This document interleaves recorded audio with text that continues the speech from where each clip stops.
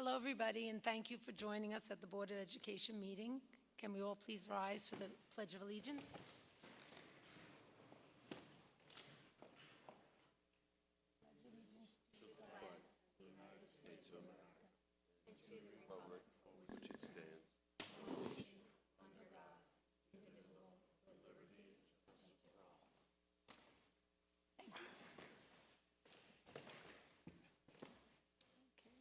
Now we'll have correspondence. Ms. Santos, do we have any? Yes, all our correspondence is via email and from 2022. 210 was from Barbara Curry. Don't think that your hands are tied. Lindsay Davison was on 211, shared my concern. Again on 211, Laura McHugh last night. 221, Rob Brusker on high school turf field. 228, Geraldine Garcia Salo on mask. On 228, Gina Weinberg, we do not consent. On 228 email, Gina Weinberg, our Constitution affirms parental rights. On 3-1, an email, Gina Weinberg, updating opening plans and notifying community. On 3-1, Alicia Blazier, request to permit parents in building for special elementary events. On 3-4, Jamie Sapienza, college trips for incoming 11th graders. On 3-9, Elizabeth Hux, regarding transportation request. Thank you, Ms. Santos. Dr. Yanni, Superintendent Report. Thank you, Ms. Castro-Giovanni, and good evening, everybody. We have our cafeterias are back, full capacity. All our students have been there for past 2 weeks. It has been wonderful to see the smiling faces and them enjoying their lunches every single day. Believe it or not, this for me was the first time that the cafeteria at the high school was in full use. I want to thank our legislator, Josh Lafazan, always very supportive, and this is the first time they were fully back after the renovation, so a big thank you to you. Thank you. Congratulations also to Anna Briggs, who was awarded a Silver Key Award for the 2022 Scholastic Art and Writing Award. Anna continues to make us proud almost every week. We're very, very impressed with the hard work that she's producing. Agape is the Oyster Bay High School literary magazine, and we are very excited to share that last year's edition secured yet another gold medal, along with all Colombian honors from the Columbia Scholastic Press Association. Ms. Galiotto is extremely proud of our club members and for their dedication and commitment to produce this highly quality production. And she's very impressed with the work of the students. So a big thank you and congratulations to the students and Ms. Galiotto.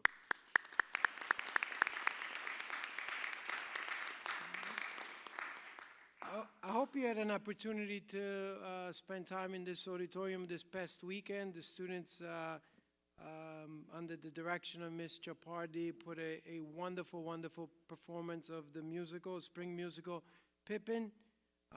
They were amazing. I know that Ms. Castro-Giovanni, Mr. Cronin were here. It was impressive. It was almost beautiful to see the production, the set, and everything going so well. It felt like being at a Broadway production right outside of my office. So congratulations to the students, the wonderful work. They're so talented and they're truly impressive.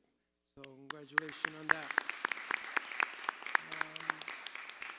In terms of committee, I want to provide the community and the board with a quick update on the Wellness Committee. I know that our Deputy Superintendent, Ms. Reynour, spent a lot of time preparing for that meeting, so I'm going to give the microphone to her. Thank you so much. Special thank you to Mr. Zach Nyberg, the chairperson of the committee, as well as our board members for spending their time with us, Mr. Trabousi, Ms. Windhausen, Very special thanks to a lot of the administrators, staff, and parents who are also part of the committee, taking their time during the day to come and discuss the wellness for our students.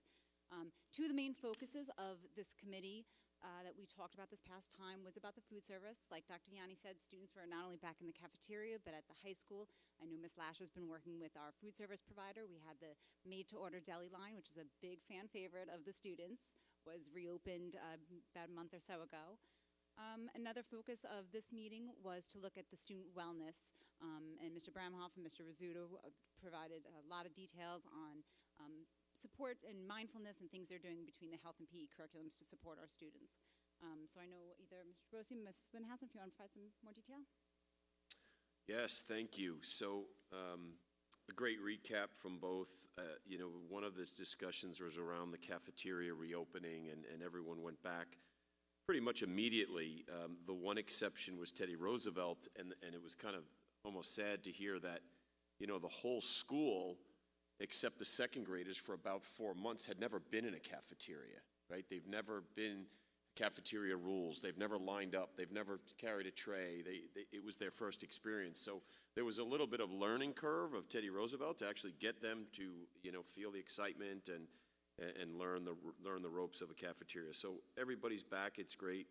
The committee did tour the high school cafeteria and the food service afterwards. So like Dr. Yanni said, Josh Lafsen, the work to get that cafeteria, it looks like a purple Starbucks if you get a chance to walk through it. It's a really neat experience. To see it filled with kids and sitting and socializing and eating was really great to see. One of the other discussions around the committee was the free lunch program. It is actually a vote in the House to see if that can continue for next year, for the calendar year 2022-2023. So that is still up for debate right now.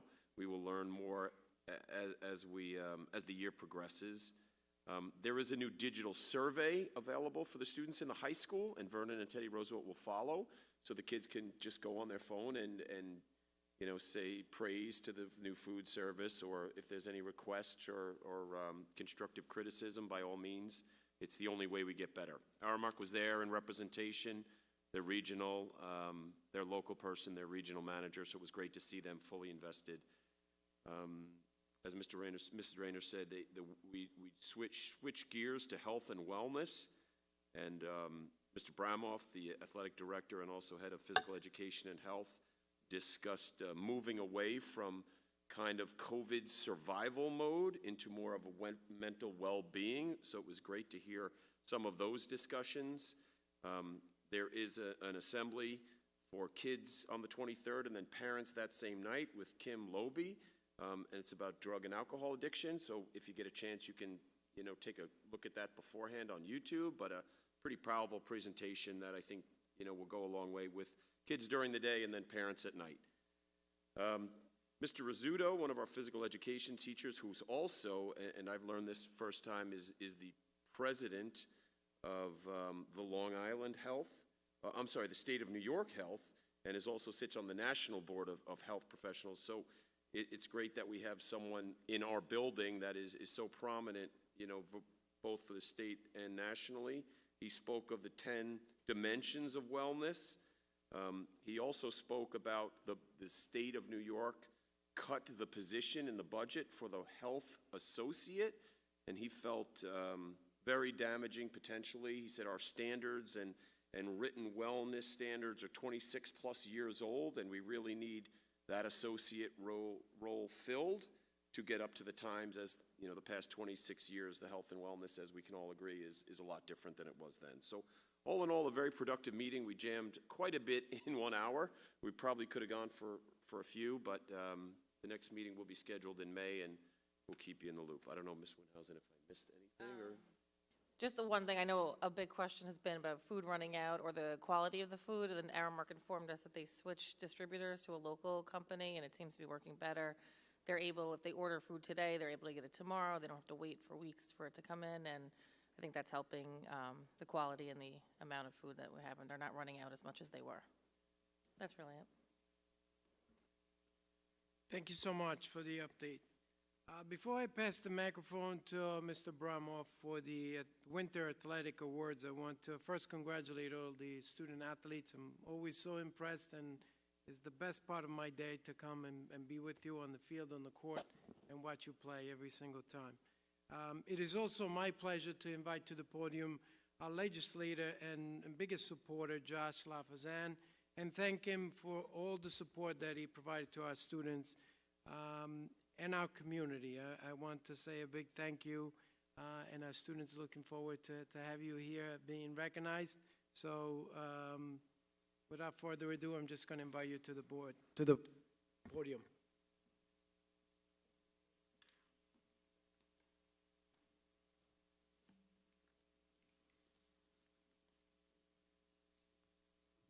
Good evening.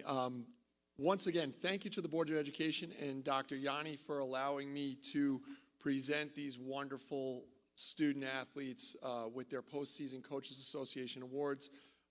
We are privileged to have our Josh Lafson here tonight. Students, don't ever think that the sky is not the limit. You have shown us that you've had quite the successful campaigns over the winter. It was my pleasure, especially for you seniors, to be a small part of your athletic journeys here at Oyster Bay. So without further ado, we're going to give out some awards. These awards are for all conference, all county. They're voted on by the coaches associations. And without further ado, we're going to go to girls fencing. All Long Island, all county, and individual champion, Aurora Ascietno.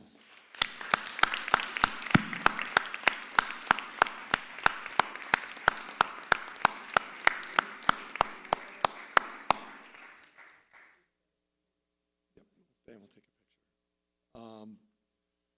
Quite the fencing season. Our fencing teams did spectacular this year. All county, Nicole Krumholtz, fencing.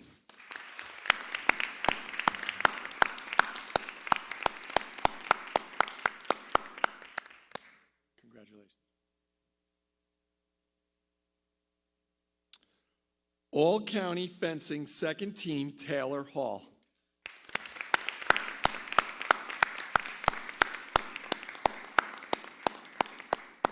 Congratulations, Taylor.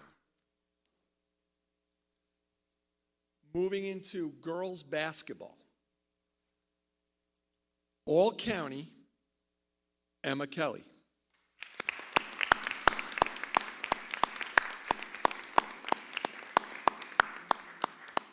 Congratulations, Emma. And all county honorable mention, Caitlin Kelly.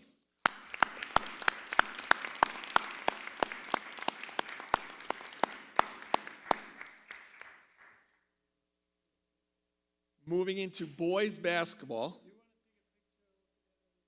Yeah, we have one more athlete. Okay.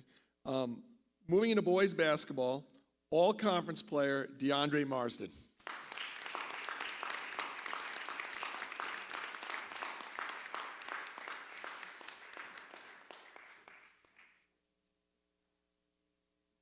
DeAndre, nice job. Just so we can mention the other athletes who did not attend tonight, in the boys fencing, all-county second team was Jason's son. All-county honorable mention was Jeffrey's son. In boys basketball, Joseph Gotti was named all-conference. And in boys swimming, all-county and all-conference was Luke McNamara. At this time, I'd like our student athletes to take a picture with Legislator Johnson. Yeah, absolutely. Thank you very much. Very briefly, my name is Josh Lafazan, and I have the privilege of serving as Nassau County Legislator for this area. And tonight is really special for me because you're the very best among us. What makes Oyster Bay really special is all of you. Oyster Bay believes, and I've said this time and time again, that education is about the whole child. And so much of what we learn in schools is done outside the classrooms. What you've displayed is incredible. I read about each and every one of you. You displayed sportsmanship, and showing that how you perform off the field is just as important, if not more, than how you perform on. You've displayed hard work and delayed gratification, that time after time after time, putting in the work today will help you excel tomorrow. And you displayed excellence. in that you can practice all you want, but to go out and execute a game plan and achieve at the highest level, you displayed it all. So I'm so proud to honor you and recognize you. Thank you, Dr. Yanni, and to the district for having me. Congratulations.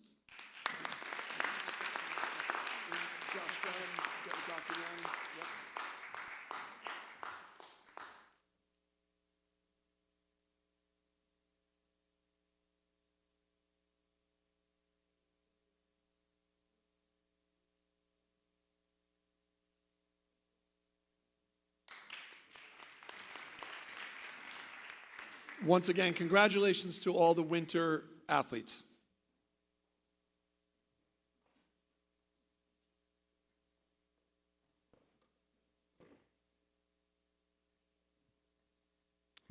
Thank you. At this point, I would like to invite to the podium Dr. Ostroff for the science presentation.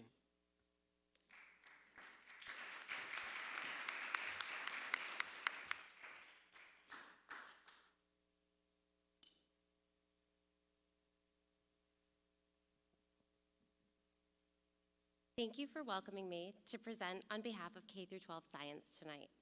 We are grateful for the ongoing support of the community and the Board of Education as we continually grow and improve our program. While there's always a lot of engaging teaching and learning and fieldwork happening throughout the department, tonight's presentation will focus on the New York State Science Learning Standards and plans for implementation, elementary and secondary initiatives, and the New York State Computer Science Standards.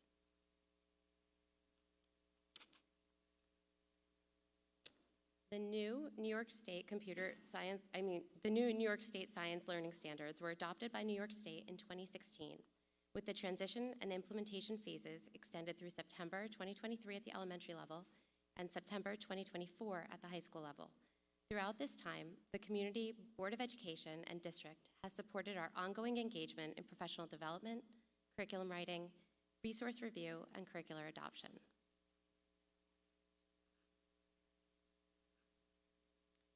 The Science Learning Standards are composed of three overarching components: the science and engineering practices, or how students learn science. Our science program has been long based on inquiry, but these practices place students in the driver's seat to make sense of observations and uncover learning themselves.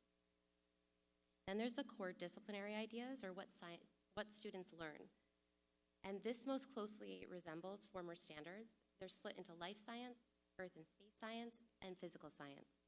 Finally, the cross-cutting concepts refer to how students think and the conceptual connections that they make in their understanding. More specifically, you can see the 8 scientific and engineering practices. For example, developing and using models, analyzing and interpreting data, and constructing explanations and designing solutions. The disciplinary core ideas are organized into 12 overarching subcomponents that spiral throughout the K-12 curricula.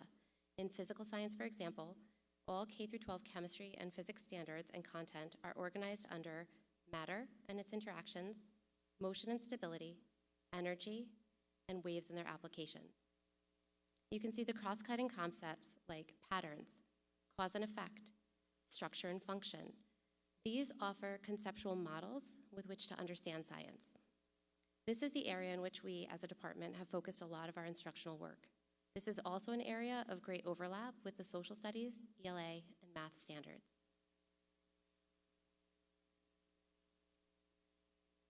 We work together to shift instructional practices towards alignment with state standards. We focused various years of our curricular and instructional work on shifting instruction to be more student-centered. For example, we use formative assessment probes to model constructing and refining explanations. Similar to the nonfiction writing units teachers are implementing in ELA, science students practice making claims, referencing evidence, and explaining reasoning to make conclusions.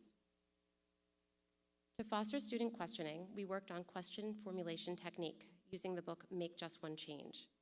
We also looked at concept maps that illustrate the cross-cutting concepts to provide opportunities for students to connect content. In addition, we expanded our engineering curricula and incorporated engineering as elementary units, robotics, and coding. This work has a lot of overlaps with the computer science and digital literacy work that I'm going to be discussing later. This year is the last grade 4 science exam, and then next year will be the last 8th grade science exam, as is, with the 1996 model. Our students will be taking the new grade 5 and grade 8 exams in the spring of 2024. In the 2024-25 school year, there will be new state tests for biology and earth and planetary sciences. Then in 2025-26, there will be new chemistry and physics exams offered.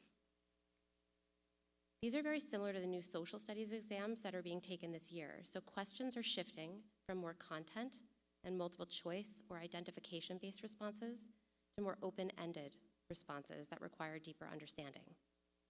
So you see a picture here where there's a very similar question, and there's the current assessments, and then there's how we anticipate the new assessments looking.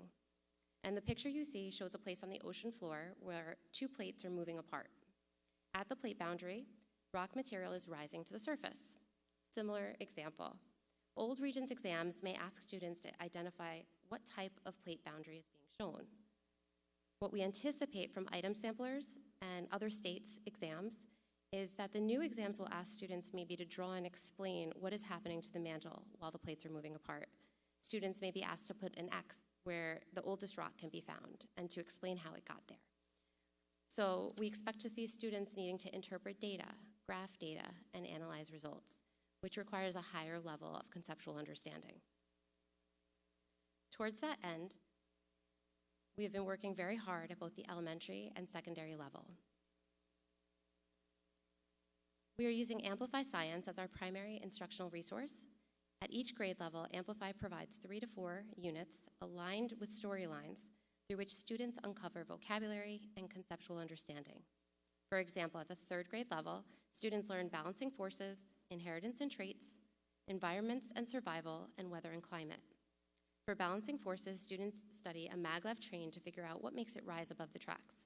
Students explore magnetic forces, and they read a book that exposes them to relevant vocabulary like polarity, charges, attract, repel. Students investigate balanced forces, hoverboards, and then ultimately can explain how maglev trains work. Throughout COVID, and for the first time we went through these units, they take a very long time. So we also have a lot of supplemental resources that we're using. So we use Generation Genius, for example, to provide more direct instruction on specific lessons, either for efficiency and or to revisit some content that students may not have learned during the unit or we didn't feel that they reached proficiency with. Engineering as elementary units like hand pollinators in grade 3 and windmills in grade 5 provide engineering opportunities for students. Mystery Science is another standards-aligned resource. It's a video series with seasonal scientific concepts by Mystery Doug, and students enjoy using that as well to supplement. So we're going to continually assess where and when these supplemental resources best support student learning as we're using these Amplify resources. To dig a little deeper into the experiences of an elementary student, Amplify units all begin with either a compelling challenge, an essential question, or a phenomena. In the case of a 2nd grade unit, for example, students learn about the structure and properties of matter. Students are challenged to design a sticky glue to create picture frames to take home. In the unit, students try to find and mix ingredients that make the glue sticky and strong. So students uncover an understanding of matter by experimenting with different ingredients like flour, baking soda, cornstarch, and they read texts like, "Can you change it back?"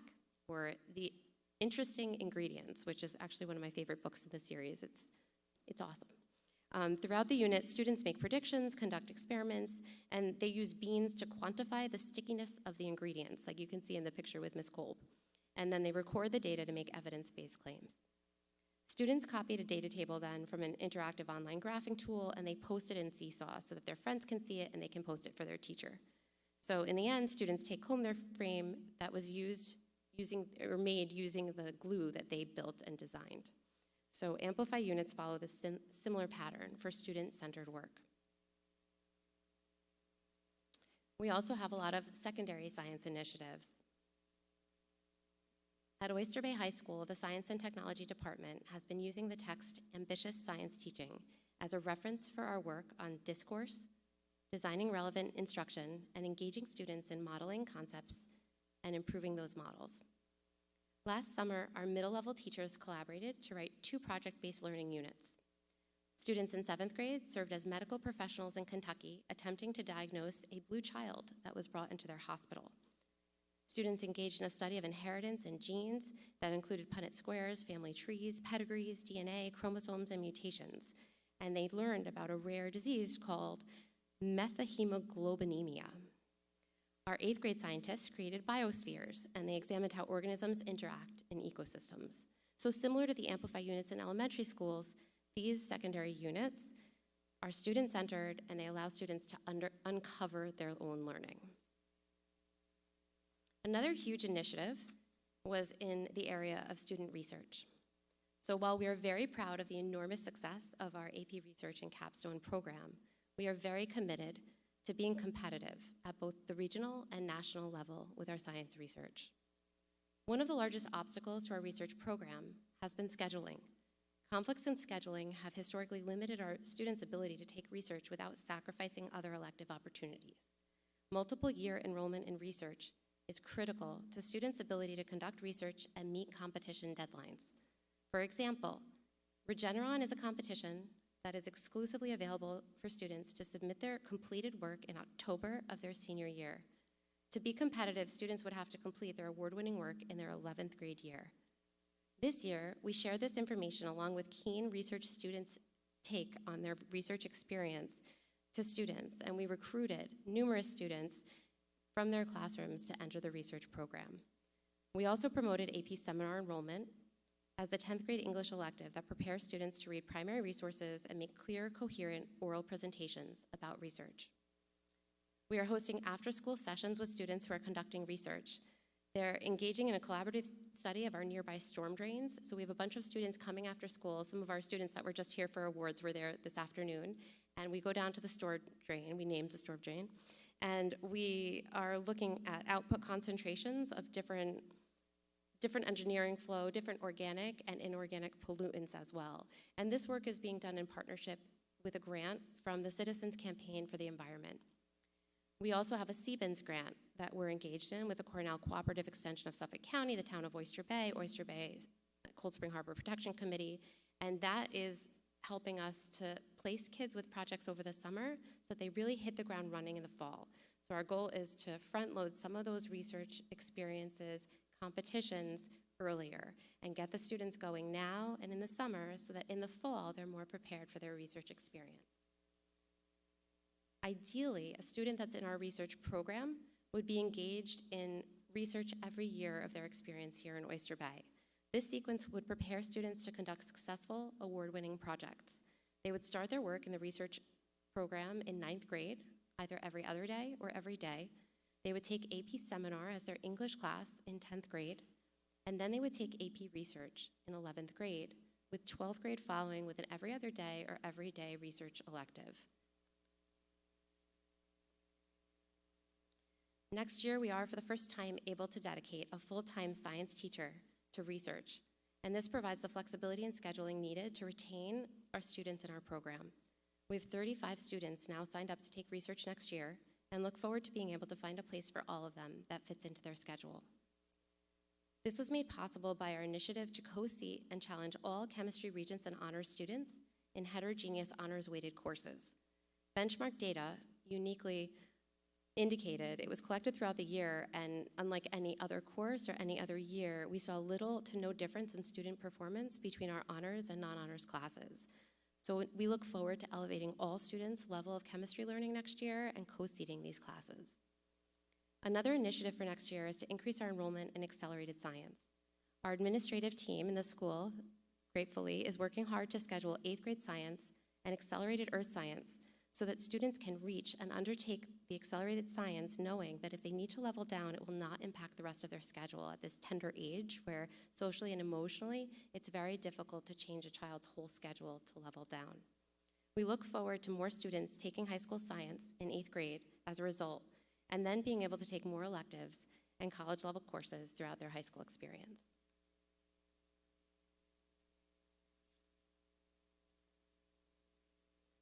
We've developed fieldwork and partnerships with a large number of organizations and people to provide as much authentic learning as possible to our students and to support students' summer work and research partnerships, both here in Long Island and beyond.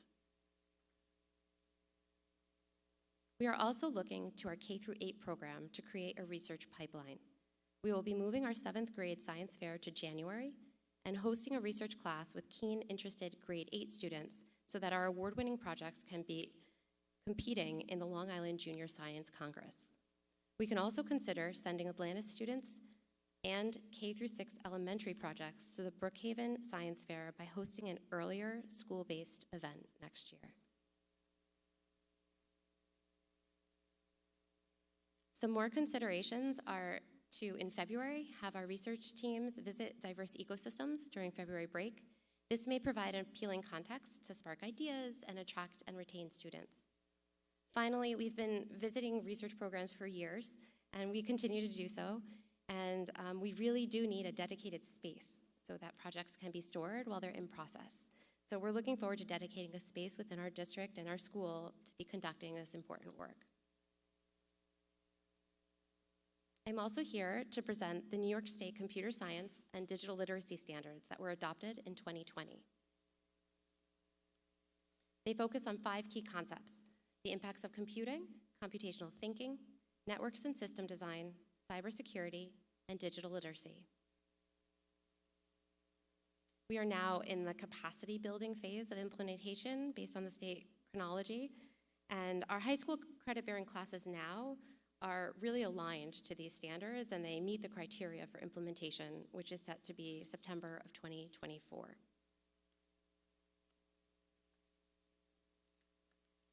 Our instructional technology and computer science team has been conducting a crosswalk of these standards.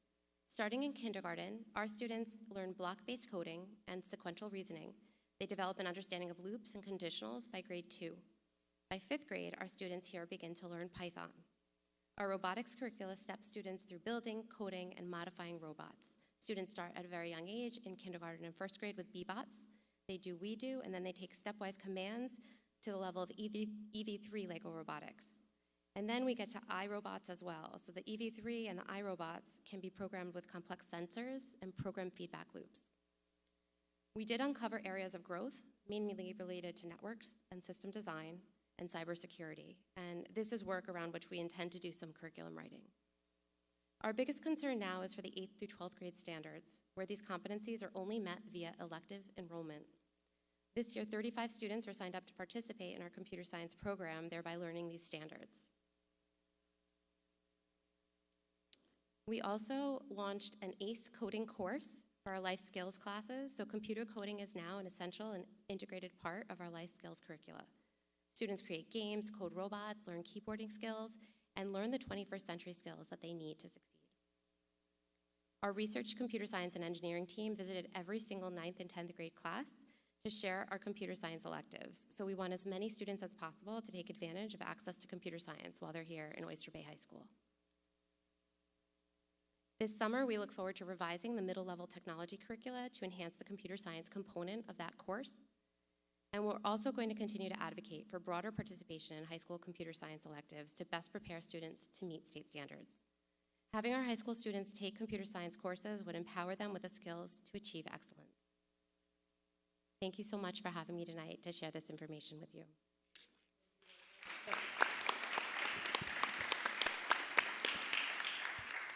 If the board has any questions?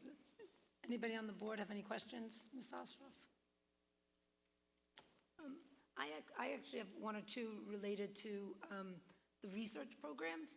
So you're visiting classes, recruiting students. I just wanted to know when did that start and what classes and how is that going? We went to all 9th and 10th grade classes, and the goal was, because that's where we want the pipeline of elementary and middle level, and then those 9th and 10th graders, if we can get them in those grades, so the rising 9th graders, so we went to every 8th grade class and every 9th grade class for the rising 9th and 10th grades, so that they would enroll in the course. And so right now when we're looking, we have 35 students, and a large number of those students are 9th and 10th graders. So we're starting that pipeline, we're starting that recommended 4-year sequence of research that we believe will be very successful. And we're gonna start to see those more competitive projects emerge. And I was surprised to see this. So AP seminar is recommended for, that's in the English AP seminar, right? So the AP capstone program is built upon AP seminar and the AP research.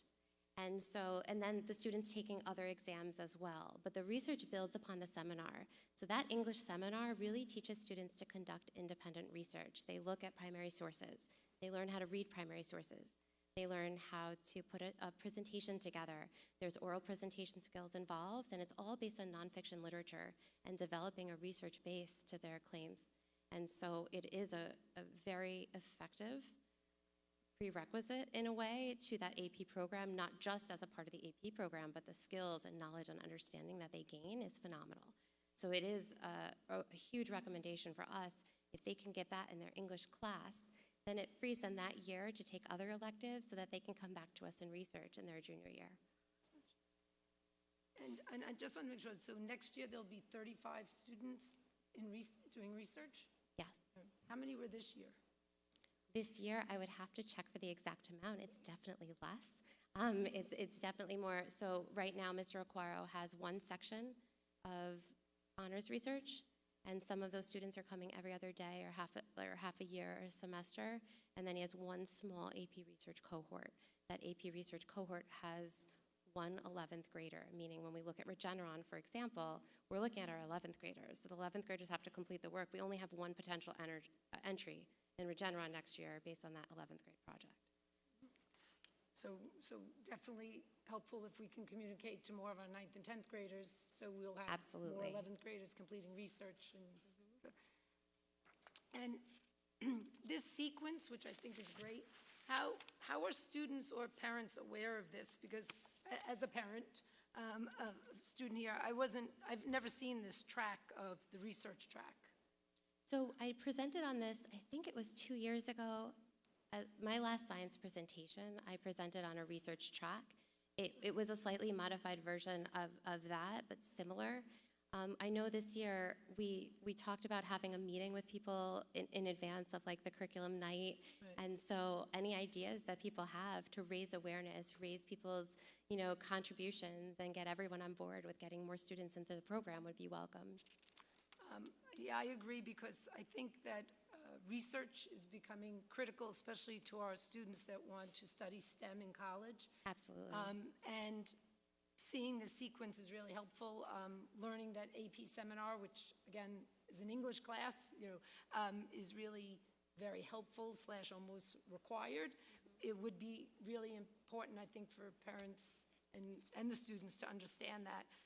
Because I'm thinking most 8th graders, when they're going into 9th grade, their parents are also still helping them, in addition to the guidance counselors, choosing classes. So I think it would be really helpful if, I don't know, even through, speaking specifically to a lot of our students that are in the Science Honor Society, because my guess is some of those kids will be the students that want to study STEM in college. That's obviously they're strong at it, that we make sure that everybody's aware of these sequences so they can get into the research class. My last question is all of the field work and partnership, which is great. The Cold Spring Harbor DNA Lab, because I mean it's right down the road, and it's such. How do students go about getting opportunities to do research there? So there's and two how different. many of our, I'm sorry, and how many of our students do? So there's very few opportunities for high school students to do research in the Cold Spring Harbor Lab versus the DNA Education Center. So they're two different facilities.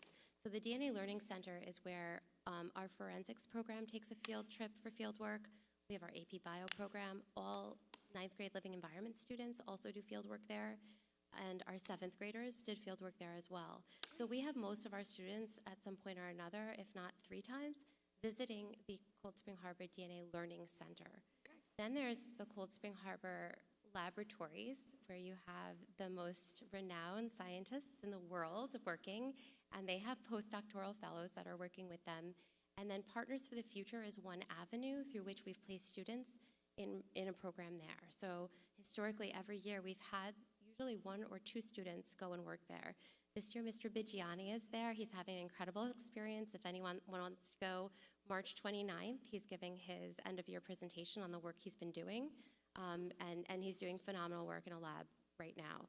And so it is rare to find students there, but we have. And then students with specific interests or when we start building students' capacity at an earlier age, we can start to place them there, get in touch with scientists.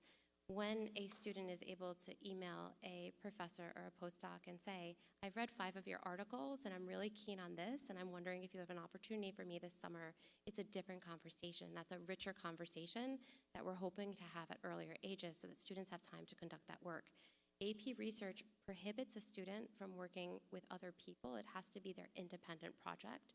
So in some cases, we may choose not to enroll that child that year in AP research when they're paired with another professional because there are restrictions to the AP criteria.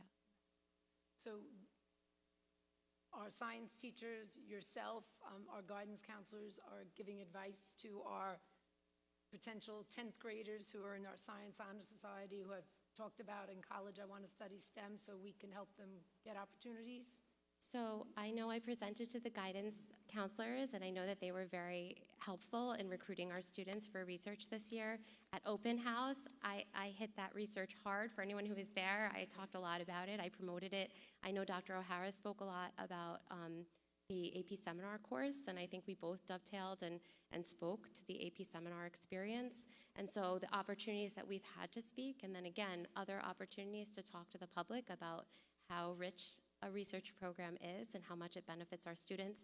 In a way, our Science National Honor Society students are wonderful, but it's late because they're first recruited in the spring of their junior year.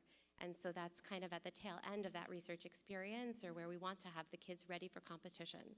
And so we really want to hit the grades younger. We want to start to get them in 7th, 8th, 9th, 10th. Well, thank you so much for that information. Thank you. I have a question. Dr. Ostroff, so you had mentioned in your presentation that there's new testing. Now it's going to be 5th and 8th as opposed to this last 4th and 8th. How have we prepared our teachers for the new tests? Like, what type of training have they received? So we started years ago with just familiarization with the next generation science standards, which became the New York State Science Learning Standards. Huge shifts in practice where it's very student-centered. So historically, you might have given students vocabulary ahead of a unit, and you may have directly taught portions of the unit. And there are shifts to students constantly practicing the scientific and engineering practices. And so our curriculum writing work and our curricular adoption work was a lot about shifting it onto the student and how do you build those skills. We've had trainings from Amplify. We've also had a professor, Emily Kang, who is tops in her field, who came and also gave a presentation to our teachers. We're really now in a big implementation phase where we're sharing best practices as a grade level. So for example, I'm observing 2nd grade, and I observe different lessons of different units, and then we share our best practices together. And so I use the observation process, the observation cycle, to also bolster communication about the curricular work that we're doing. Now, is there any opportunity for our teachers ever to mark the tests, like, so that usually gives you nice Yeah. inside track as to what the state is looking for? So specifically in the 5th grade and the 8th grade, we've looked at different state tests from there's a lot of online state tests and different things that are available. And so we've looked at some of those sample tests. And a lot of our groups are coming upon this. We want to mix traditional assessments with the more looking at models and students' progression of understanding through the models. So we're comparing those two things and really merging them together so there's a nice mix of a variety of assessments. Yeah, I'd like to see the transition, like, from our scores now 4th and 8th versus 5th and 8th, so we could track to see whether. So the first test is going to be available not this next year, but the year after. So next year's 4th grade doesn't take the test. And then the year after, both the 5th and the 8th grade will be taking that new test, and we can start to see the implications, the scores. And in the meantime, we're going to get larger amounts of testing banks so that we can practice and be more prepared. Thank you.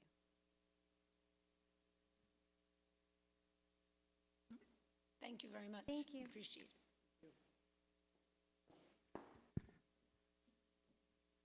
Okay, at this point, we're going to move to the 3rd budget presentation, so I'm going to have Deputy Superintendent present.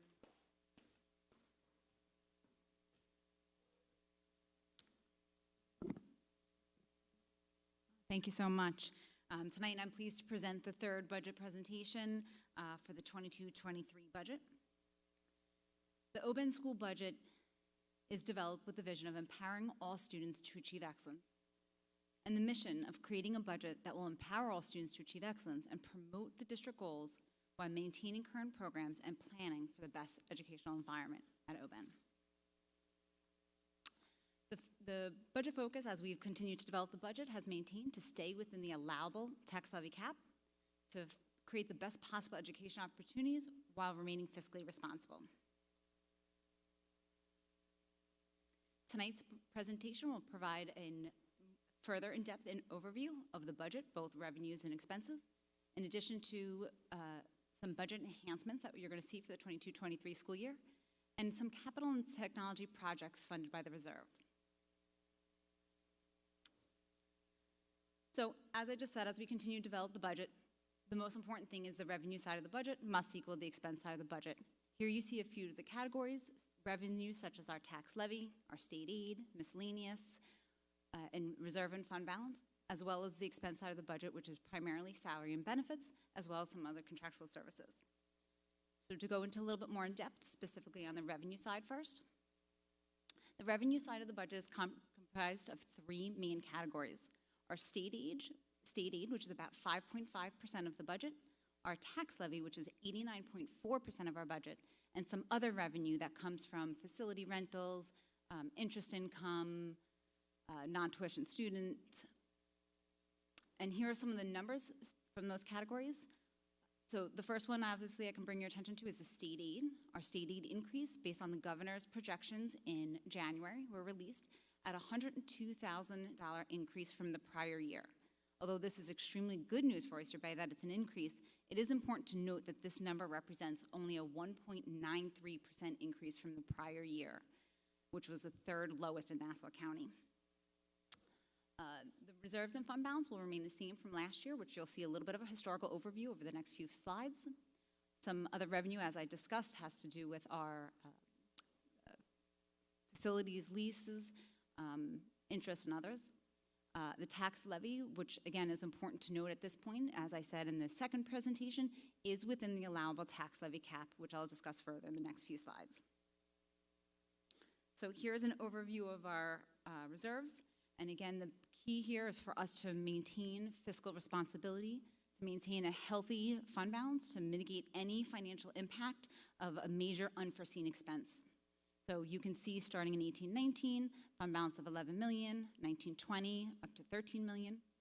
Moving forward to the next year, we closed last year's books with a fund balance of $13.5 million, which again creates a healthy multi-year projection. As we talk about the allowable tax levy, as I discussed a little bit in the previous presentation, we have to be very careful this year as our consumer price index, commonly known as the rate of inflation, was set by the comptroller at 4.7% and climbing. When you look at the two numbers, since the tax cap ever of the 2%, it is always the lower of the rate of inflation or 2%. So since the rate of inflation was at the 4.7 when the tax cap was set, the tax levy this year was set, we are using that 2% number as the lower of the two. Again, this is just a quick graph to show you a visual of how the CPI is raising very quickly. As we all know, our own homes and our own expenses are going up, so it's something we're closely monitoring through every expense on the budget. As I said, I talked about more in detail in the second presentation, our allowable tax levy using the 2% cap for this year, with certain capital exclusions, taking the pilot into consideration, is 2.04%, which this budget is within. This is a calculation of how we're getting it. As I said, the prior year budget, the tax-based growth factor, our projected pilots is how I get to that 2.4 number. And again, this presentation is on the website for anybody to view. At this point, our revenue side of the budget at the 2.04 number is approximately $55 million. Our revenue from our non-tax levy is $6.5 million, which brings us at our preliminary budget number of $62,107,217. Moving on to the expense side of the budget, which again must equal the revenue side. This is a breakdown of all of the overview of the heavy numbers, the heavy categories, top to low. More importantly, to show it to you as a visual, will show that 75–80% of this budget, salaries, wages, benefits, are contractual services that must be included, are not ones that we have the ability to change this year. This is our year-to-year comparison when I put both sides of that budget together and compare it to the prior year budget, which is the year we're currently in now. You see that the budget for the 22-23 preliminary is only about a $700,000 increase from the current budget we're in right now. Some of the enhancements we're looking at for the 22-23 budget include a full-time elementary counselor, a director of technology, a director of humanities, an elementary assistant principal, and some additional staffing to support the current Mandarin and orchestra programs. As you see by the notes on there, the majority of this is from a reallocation of resources and some personnel shifts that are currently in place. Additionally, in this budget, there's some propositions that will be proposed to provide additional work, starting with the capital. First, I want to give you an update on some projects that are currently been completed over the past year. At the high school, we had some window repair and plastering that started over the summer and finished early September. There was air conditioning added to the gymnasium, which as the weather hopefully starts to get warmer will be in really good use. It was very wonderful in September and October to have that up and running. Casework at Vernon has been installed in some additional classrooms. Additional casework at TR to replace some of the older woodworking that's there. And a toilet reconstruction for the students was completed this fall. So for this year, what you will see on the ballot for the 22-23 budget cycle, the additional propositions will include these projects. Again, these propositions are from the capital reserve, not from the operating budget.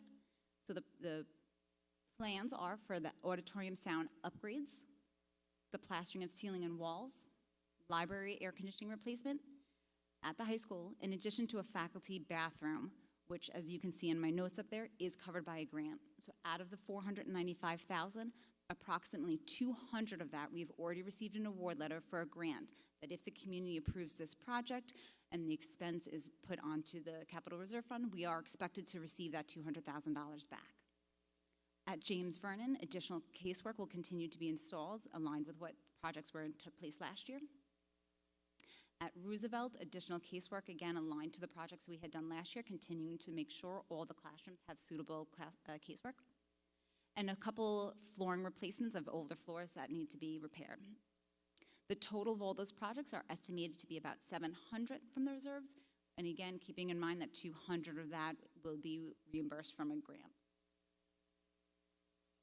Continuing with the district's technology plan, it allows for the purchase of 110 iPads for our kindergarten students, Chromebooks for our third grade students and seventh grade students, in addition to replacing older desktops as part of the technology plan in instructional classrooms and support staff rooms, and continuing to replace and add more interactive boards.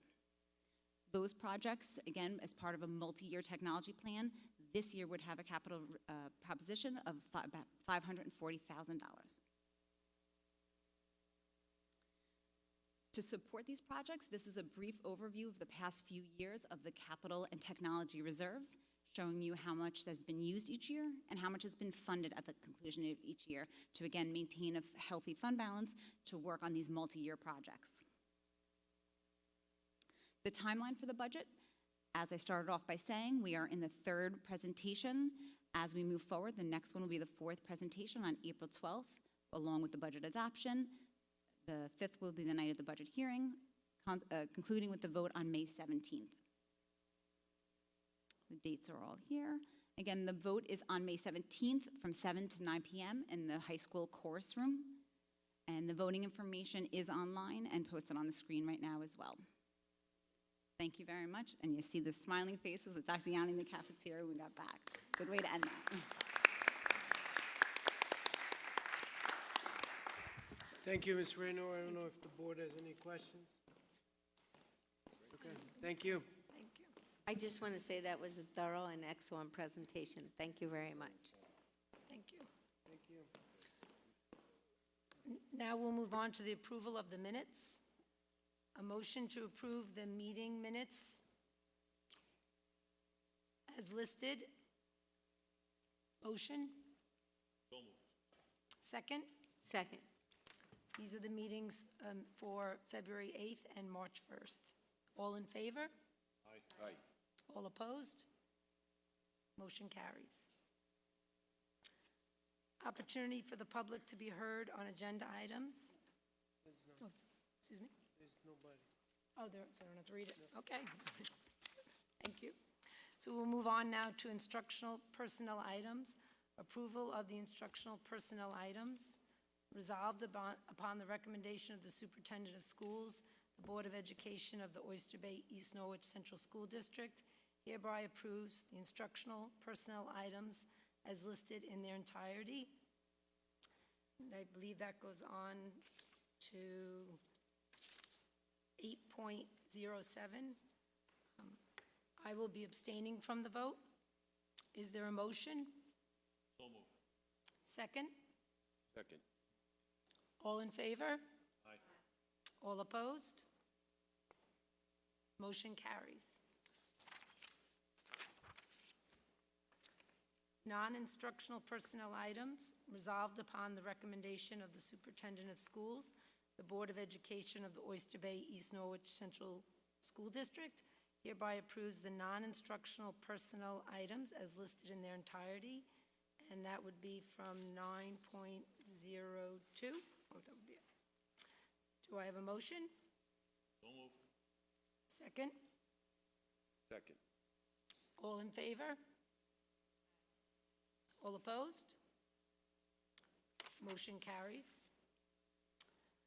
Approval of business items resolved upon the recommendation of the Superintendent of Schools, the Board of Education of the Oyster Bay East Norwich Central School District hereby approves the business items as listed in their entirety. That would be from 10.02 to 10.06. Do I have a motion?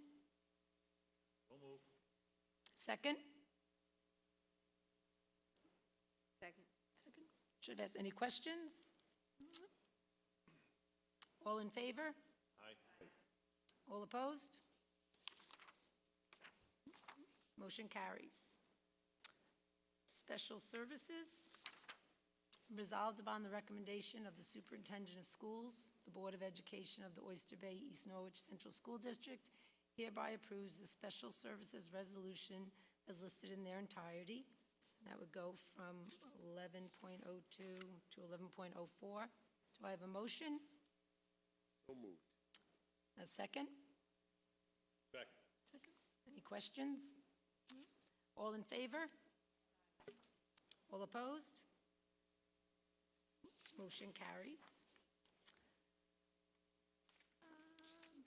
New business, resolved upon the recommendation of the Superintendent of Schools and the Board of Education of the Oyster Bay East Norwich Central School District hereby approves the new business resolutions as listed in their entirety. And that would go from 12:02 through 12.11. Do I have a motion? So moved. Second? Second. Are there any questions? Have one.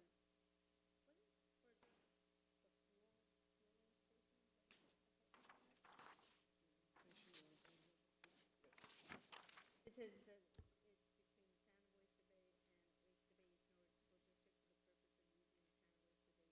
Correct. So currently, our fuel is purchased through local gas stations. This allows us to use the cooperative bidding through the town of Oyster Bay at their prices and have our trucks filled up at their fueling station.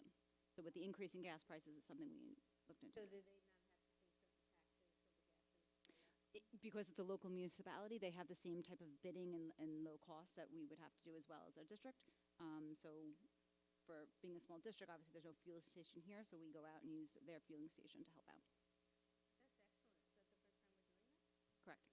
That's great. They offer us other stuff too, right, like salt and sand Yes, and there's other services. street such as- sweeping and cleaning and pothole repair and Correct, so we're looking into all that Drainage, now. and they're cleaning the drains and everything. Yep, so we're doing some research on that now, and we'll be able to present to you any recommendations after the research is conducted. Thank you.